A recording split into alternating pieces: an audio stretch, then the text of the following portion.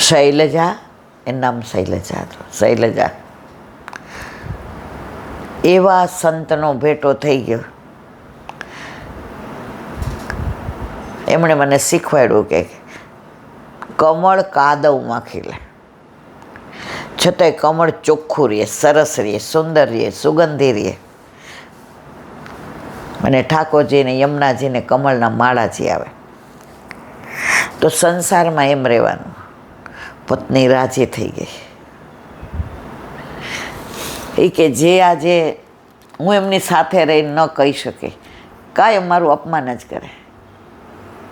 મંદિરે જાઓ એટલે કે મળી આવી પથરાને. સંગનો રંગ કેવો લાગ્યો.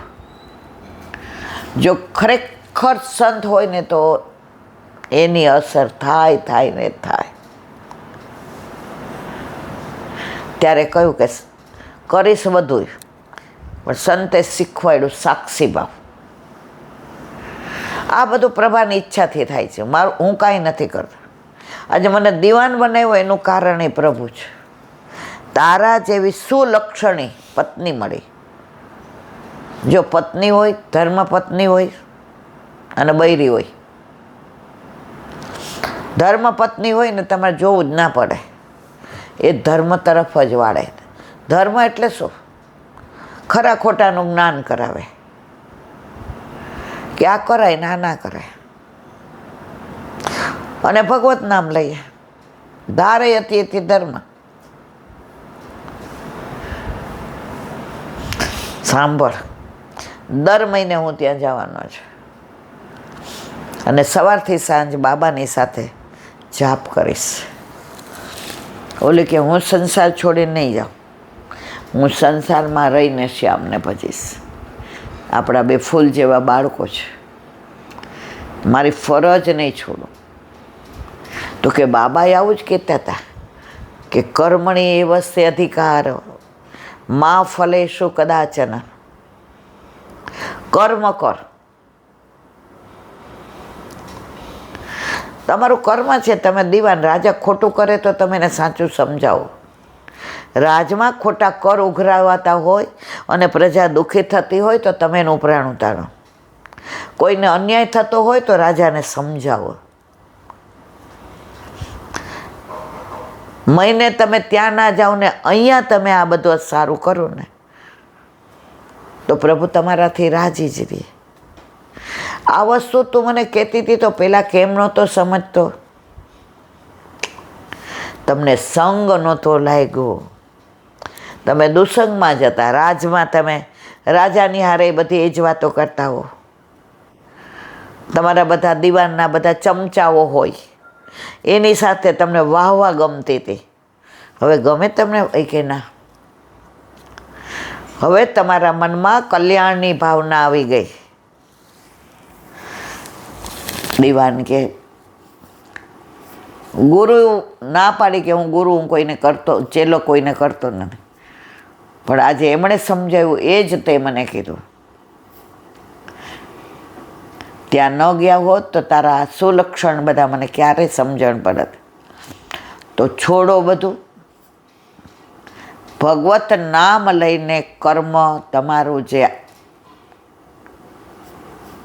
કર્તવ્ય છે, તમે દીવાન થયા છે તો એને તમે છોડો નહીં. પતિ રાજી થઈ ગયા. રાજમાં જે ઘણી બધી બદીઓ હતી, આને જાપનો પ્રભાવ એવો પડ્યો કે રાજા પણ એનાથી પ્રસન્ન થઈ ગયો અને કીધું તારા જેવો દીવાન છે એટલે મારું રાજમાં રામ રાજ્ય છે, મારે ચિંતા કરવાની જરૂર નથી. સંગ કરો તો આવો કરજો. અત્યારે દુસ્સંગ તો ચારે બાજુ ફેલાયેલો છે. તમારે દુસ્સંગ શોધવા જ નથી જવું પડતું. તો મારા વાલા, કળિયુગમાં તો કળિયુગના વાયરા, દુસંગના ડાયરા, વલ્લભ વિના કેમ ચાલસી. કળિયુગના વાયરા, દુસંગ ડાયરા વલ્લભ વિના કેમ ચાલશે. સુરદાસજીનું એક જ વાક્ય, દ્રઢઈન ચરણન કેરો ભરોસો, દ્રઢઈન ચરણ. બસ તમે વલ્લભના ચરણારવિંદ દ્રઢ કરીને પકડી રાખશો તો દુસંગ નહીં લાગે, નહીં લાગે, નહીં લાગે. એમાં કોઈ શંકાને સ્થાન નથી. વલ્લભથી દૂર જાઓ. શિયાળામાં ગામડામાં પેલા તાપડા, હવે હીટર ને ફીટર ને આવ્યા. અમે નાના હતા ને તો ડેલીમાં ફળ્યું હતું, એટલે સાંજે મારી બા મોટું તાપણું કરતી. તો અમે બેઠા હોય ને આવતા જતા બધાય પાડોશી ડેલાવાળા બધાય આવીને તાપે અને બધાય રાજી થાય અને ભગવત નામની વાતો કરતા હોય. જેવા તમે તાપણાથી દૂર જાઓ ને પાછી ઠંડી લાગે. તો તમે સત્સંગથી દૂર જાશો, સેવાથી દૂર જાશો તો પાછા તમને દુસ્સંગ લાગતા વાર લાગશે નહીં. અને તમે માર કરજો, એક દિવસ સત્સંગ ન કર્યો હોય ને બીજે દિવસ શું કે ચાલશે હવે 2 દિવસ પછી કરશું. પણ એક દિવસ તે દિવસે આપણે ઉદયપુર ગયા, બરાબર. હવે રાતના 12, 11:30, 12 થઈ ગયા. મેં કીધું બહુ થાકી ગઈ છું, શું તમે શું કીધું? ના, 2 વિડીયો તો કરવા જ પડે. આજે મને જેવી ઊંઘ આવતી થાક, તમને એવો જ ઊંઘ ને એવો જ થાક હતો. પણ હું તમારા સંગમાં રહું છું તો થાકીને 3 વિડીયો કર્યા.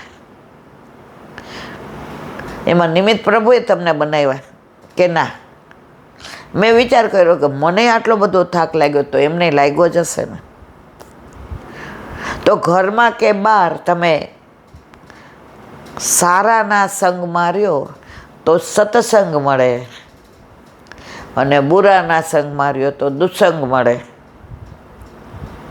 ચક્રવર્તી રાજા આજે લખાયું ને કાલે ભૂસાઈ જવાનો છે મારા વાલા. આપણું એ આજે ઈલાબેનને ઓળખે છે, કાલે ભૂસાઈ જશે, કોઈ યાદ નહીં કરે. ત્યાં જઈએ ત્યારે વલ્લભને શરમ આવે એવું જીવીને ના જઈએ. વલ્લભ આપણને જોઈને પ્રફુલ્લિત થઈ જાય એવું જીવીને જઈએ. બોલો વલ્લભાધીશ કી જય. વલ્લભાધીશ વ્રજ વિહાર.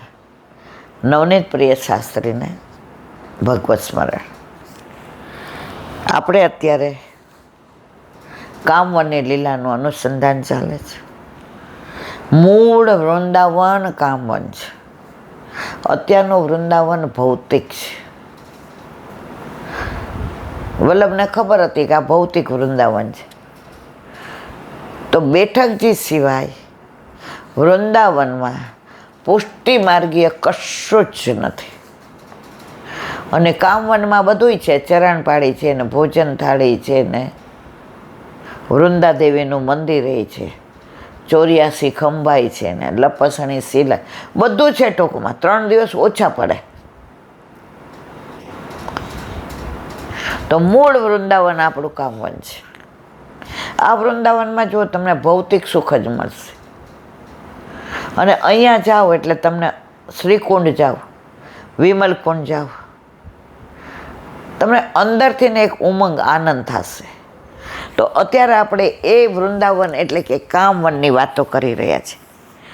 હવે પરમાનંદી આવી તો અનેક ફરિયાદ મા પાસે આવતી, તો મા હસીને સૌને વિદાય કરતા. ગોપીઓ આવે એટલે કે તમારો છોરો તાવ, તો કે મારી ગરીબની લાલાને આવી ગાળો ન દેતા, તમારે જે જોઈ લઈ જાઓ. આટલા વર્ષે પ્રભુએ મારા પર કૃપા કરી છે. હવે કહે છે ગારી મત દેજો મેં ગરીબન કો જાયો હે, તોલ તોલ લીજો ભટુ જે તો કે ખાયો હે. તમારે ત્યાં જેટલું માખણ ખાધું ને ચોરી ગયો છે ને એ બધું તોલી તોલીને લઈ જાઓ, વધુ લઈ જાઓ, પણ મારા લાલાને કાંઈ ન કહેતા. મારી ગરીબન કો ચાયો.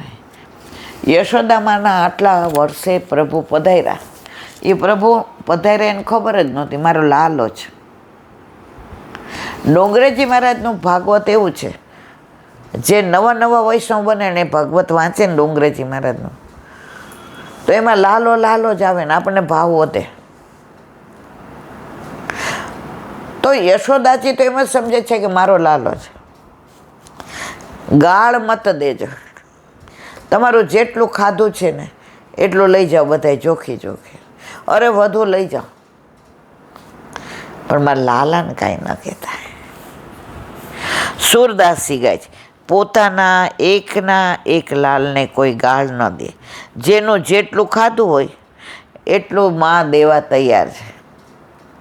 ગોપીઓ લેવા નથી આવી મારા વાલા, એ ઉરાહનો એટલે કે ફરિયાદ કરવા આવી છે. ફરિયાદના બાને ઠાકોરજીની સન્મુખ થવાય છે, એમનું આ મુખડાના દર્શન થાય છે. મુખડા નિહાળો રે યશોદાના લાલા જાગ્યા, ફૂલડે વધાવો રે યશોદાના લાલા જાગ્યા. રાત તો ગોપીઓ માંડ કાઢે છે, અને રાત વિચાર કરે કે સવારે શું બાનું કાઢીએ અને યશોદાજીને ડેલીએ જઈએ કે આંખ ખોલતા મને પ્રભુના દર્શન થાય.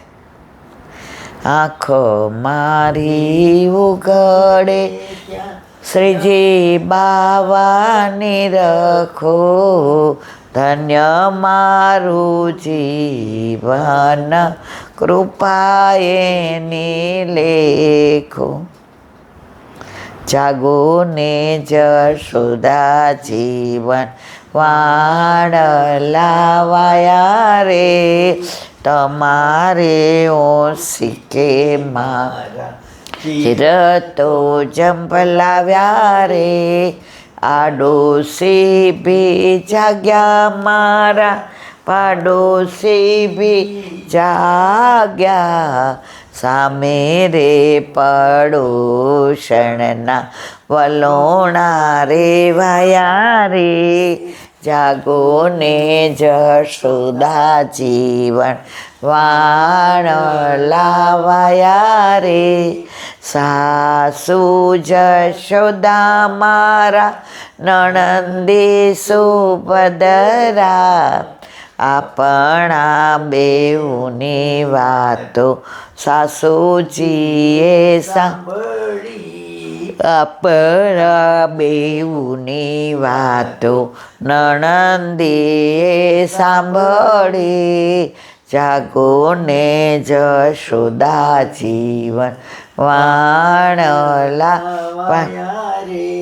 ગવરી તે ગાયે દૂધ દીધા થોડા, ગવરી તે ગાયે દૂધ દીધા થોડા, હાથમાંથી દોણી લઈને દૂધ પીવા બેઠા રે.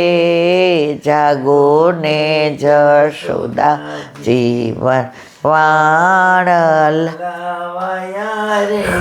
દૂધ થોડું આપ્યું, હવે જોયું કે 2 ભાગ પડશે દાવ ભયન મારો.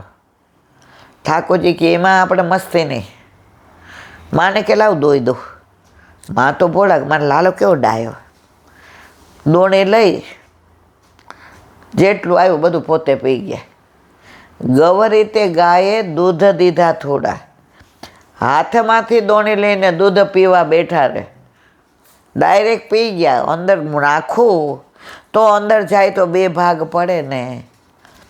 આના પરથી ઠાકોરજી કહે છે સર્વસ્વ સમર્પણ કરી દો, બધું મારા ઉપર છોડી દે. ઘર કોનું? ઠાકોરજીનું. છોકરા છૈયા વાડી વજીફા બધું કોનું? ઠાકોરજીનું. તો શું કામ મારું મારું કરશે? આ દેહ આપણો છે. મારા વાલા બાળી નાખશે. સગો દીકરો જ મુખાગ્નિ દે. આમ જરાક ઓલો દાળનો વઘાર ઉડ્યો હોય ને મમ્મી મલાઈ લગાડી લે, નહીંતર ફોલ્લો પડી જશે. અને પોતે જ મુખાગ્નિ દે અને ભડભડ ચિત્તા બળે. આ માયલો ગયા પછી આ દેહની કોઈ કિંમત નથી મારા વાલા.